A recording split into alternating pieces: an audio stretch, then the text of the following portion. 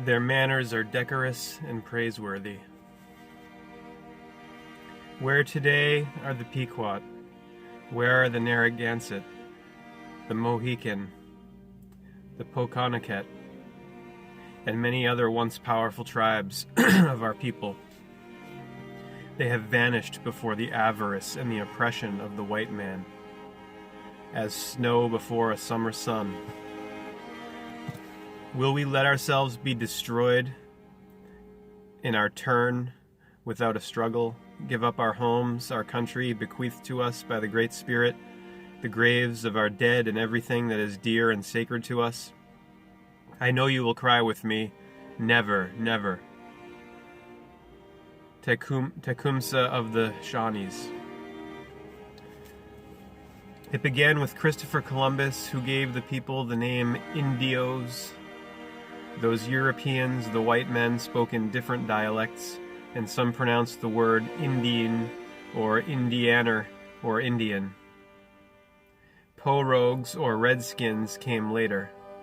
As with the custom of the people when receiving strangers, the Taínos on the island of San Salvador generously presented Columbus and his men with gifts and treated them with honor. So tractable, so peaceable are these people, Columbus wrote to the King and Queen of Spain, that I swear to your majesties there is not in the world a better nation.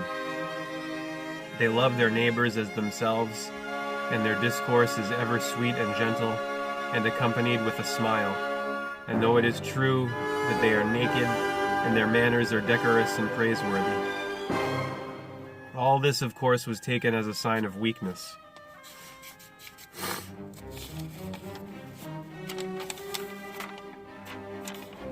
Not heathenism.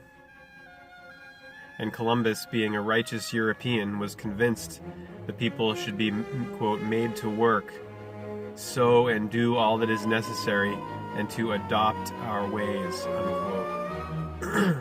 Over the next 4 centuries, 1492 to 1890, several million Europeans and their descendants undertook to enforce their ways upon the people of the New World. Columbus kidnapped 10 of his friendly Taino hosts and carried them off to Spain, where they could be introduced to the white man's ways. One of them died soon after arriving there, but not before he was baptized a Christian. The Spaniards were so pleased that they had made it possible for the first Indian to enter heaven that they hastened to spread the good news throughout the West Indies. The Taínos, and other Arawak people did not resist conversion to the Europeans' religion, but they did resist strongly when hordes of these bearded strangers began scouring their islands in search of gold and precious stones. The Spaniards looted and burned villages. They kidnapped hundreds of men, women, and children and shipped them to Europe to be sold as slaves. Arawak resistance brought on the use of guns and sabers, and whole tribes were destroyed, hundreds of thousands of people in less than a decade after Columbus set foot on the beach of San Salvador, October 12, 1492. Communications between the tribes of the New World were slow, and news of the Europeans' barbarities rarely overtook the rapid spread of new conquests and settlements. Long before the English-speaking white men arrived in Virginia in 1607, however, the Powhatans had heard rumors about the civilizing techniques of the Spaniards. The Englishmen used subtler methods. To ensure peace long enough to establish a settlement at Jamestown, they put a golden crown upon the head of Wahun Sonokuk, dubbed him King Powhatan, and convinced him that he should put his people to work supplying the white settlers with food.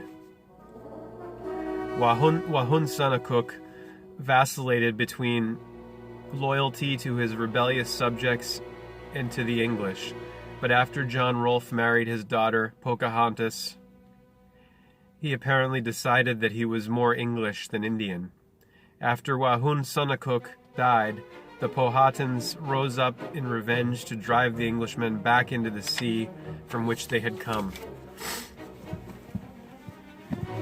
But the Indians underestimated the power of English weapons.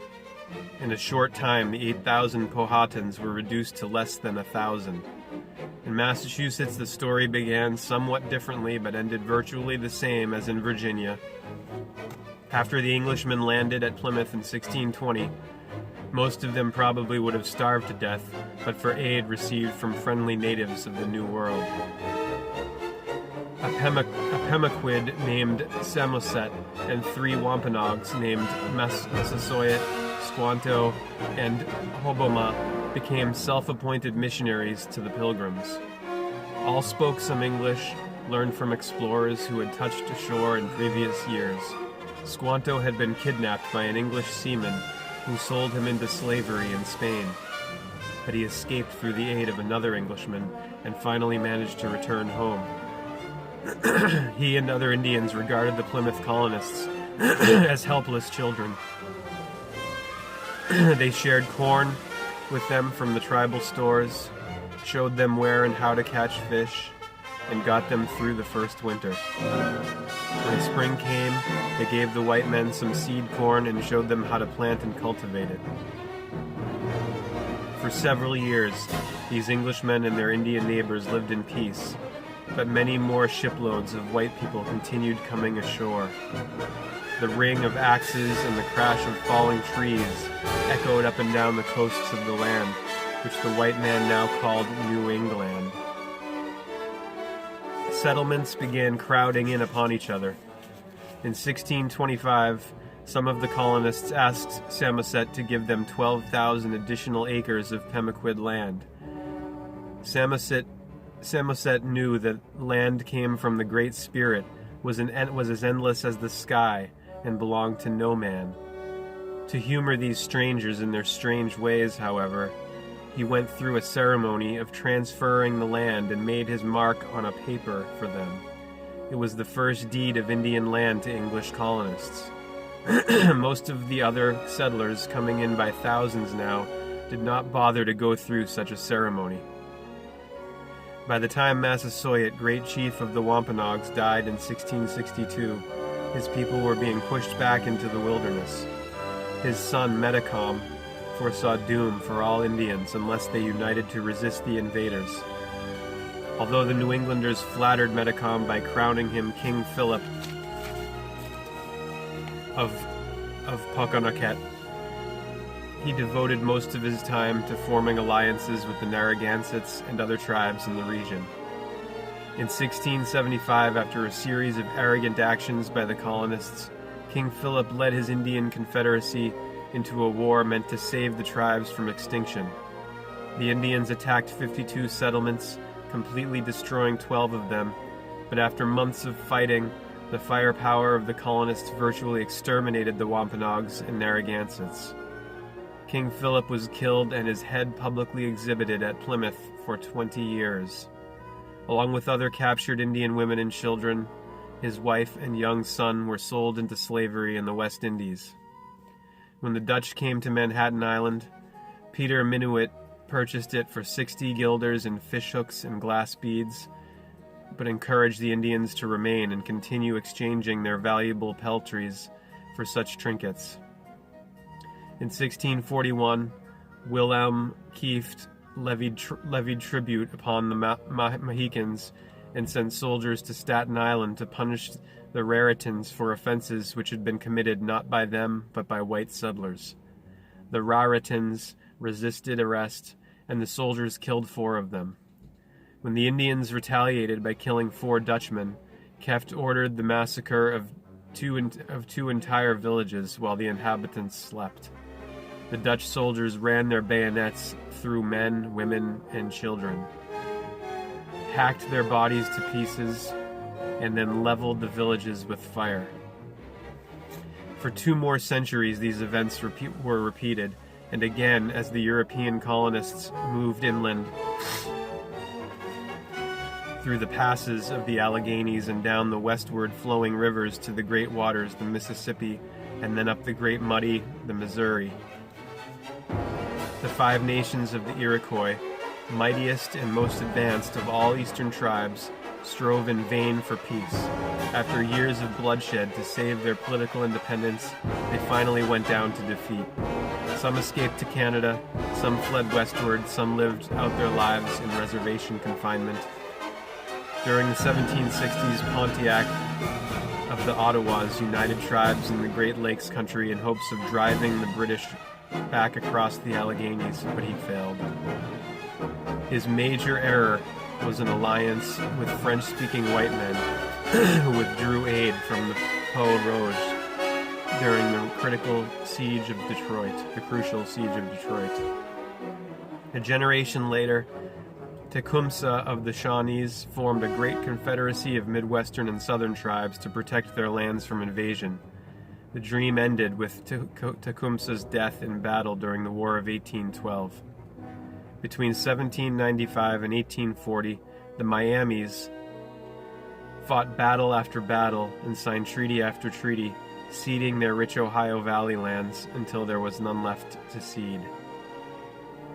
When white settlers began streaming into the Illinois country after the War of 1812, the Sauks and Foxes fled across the Mississippi. A subordinate chief, Black Hawk, refused to retreat. He created an alliance with the Winnebagos, Potawatomis, and Kickapoos, and declared war against the new settlements.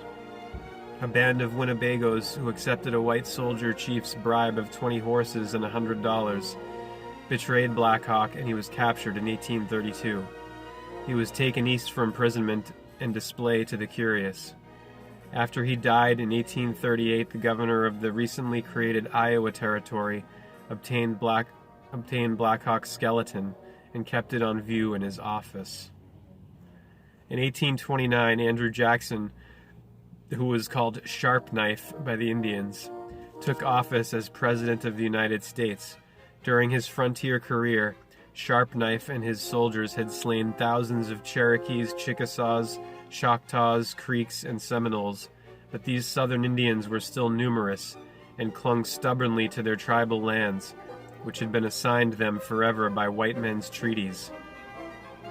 In Sharp Knife's first message to his Congress, he recommended that all these Indians be removed westward beyond the Mississippi. Quote, I suggest the propriety of setting apart an ample district west of the Mississippi to be guaranteed to the Indian tribes as long as they shall occupy it. Although enactment of such law would only add to the long list of broken promises made to the Eastern Indians, Sharp Knife was convinced that Indians and whites would not live together in peace, and that his plan would make possible a final promise which never would be broken again. On May 28, 1830, Sharp Knife's recommendations became law. 2 years later, he appointed a Commissioner of Indian Affairs to serve in the War Department and see that the new laws affecting Indians were properly carried out. And then on June 30th, 1834, Congress passed an act to regulate trade and intercourse with the Indian tribes and to preserve peace on the frontiers. All that part of the United States west of the Mississippi and not within the states of Missouri and Louisiana or the territory of Arkansas, unquote, would be Indian country. No white persons would be permitted to trade in the Indian country without a license. No white traders of bad character would be permitted to reside in Indian country. No white persons would be permitted to settle in the Indian country. The military force of the United States would be employed in the apprehension of any white person who was found in violation of provisions of the Act. Before these laws could be put into effect, a new wave of white settlers swept westward and formed the territories of Wisconsin and Iowa. This made it necessary for the policymakers in Washington to shift the permanent Indian frontier from the Mississippi River to the 95th meridian.